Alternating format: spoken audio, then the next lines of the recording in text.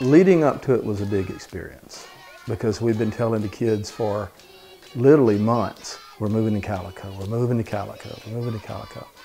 So they really got that vision and that desire. So they would ask me weeks and weeks and weeks before, you know, when are we moving? And, you know, and I'd tell them the date, but I'd always say, I think, or maybe around this time. The most popular question though was, when are we moving to Calico? When are we going to Calico? We came from probably a 600-700 square foot little house, which was a great step up from where we came from. Where they came from, because they came from a place either on the street or again from a home that couldn't feed them, clothe them, or send them to school. So moving to the little old place in Port-au-Prince was a great step up, an enormous step up for them.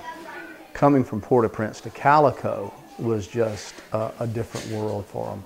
So probably from 600 square foot to 10,000 square feet of housing.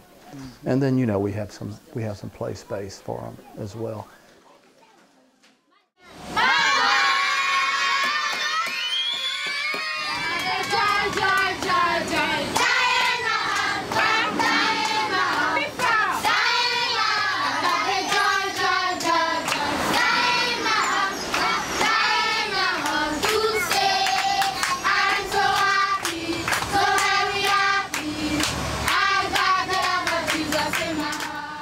I used the illustration out of John where Jesus says, in my Father's house are many mansions, and I go and prepare a place for you.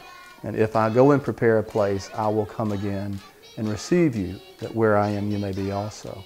So I give people that illustration. It was a bit like what we anticipate from here going to heaven. The kids about the same thing from them going from Port-au-Prince to Calico. It was a lot like just walking in the gates of heaven and seeing the smiles on their face, anticipation, because they'd never seen anything like that before. Well, the day when they moved in, the 28th, was a bit surreal. It took a while for my mind to catch up with it being reality.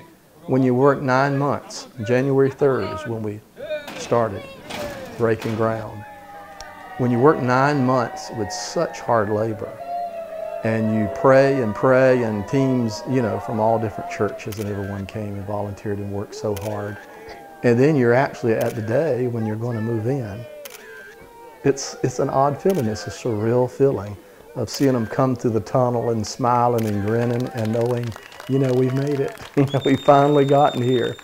So just a day of excitement and fun and celebration and, you know, thanksgiving to the Lord for blessing us and getting us to that point. I can see the excitement and I can see the energy coming out of them as they came up on it. Like a couple of them have little Haitian gestures, snapping their fingers together, you know, it's like, oh wow, or gee, look at this, and that sort of a thing. And you saw the wonder and the excitement in their eyes, because that's about as good as anything they've ever seen. That was probably as nice a facility as they've ever walked in their life. And to realize that that's going to be their home, you know, seeing them rub their cheeks on the sheets, and a freshly made bed, and the fact that they each had a bed. Even in our last place in Port-au-Prince, they still didn't each have their own bed. You know, they shared a bed. So that was a great thing.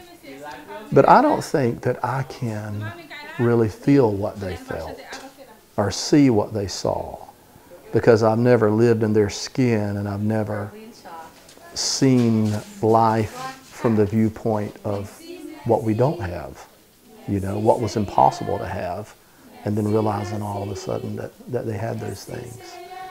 So it was a great, great day of celebration and wonder for them, and just like a dream come true, you know.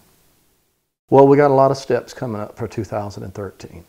Number one, our hearts are open to the leadership of the Holy Spirit in addition to our family. As much as we love those children, we'll love the next child and the next child and the next child just as much. And the children of the future need us just as much as our present children.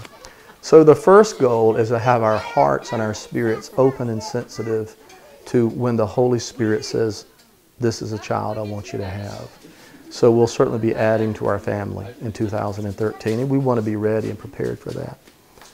Building project-wise, we have the York House to completely remodel. That's going to be a significant undertaking. It won't be the back-breaking labor that we've had on the campus, on the orphanage, but there's a lot of work to be done in the York House, and it'll be a beautiful place once we're finished with it. We hope by March of 2013 to be able to house our groups there, and that'd be nice, being right across the street.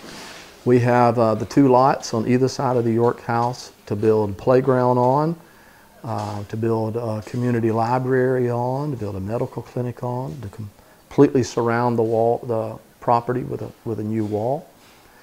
And then we hope to go into Port-au-Prince, or we're planning on going into Port-au-Prince and remodeling our original orphanage, which again was a great blessing when we moved into it, but something that's in desperate need of renovations.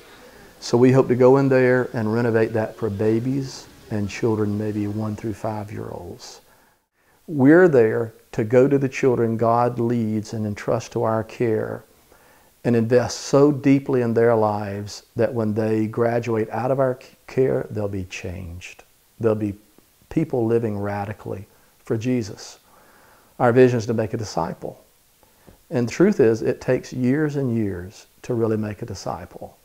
And so we're not trying to change Haiti. We're just trying to change the lives of the children the Lord gives us.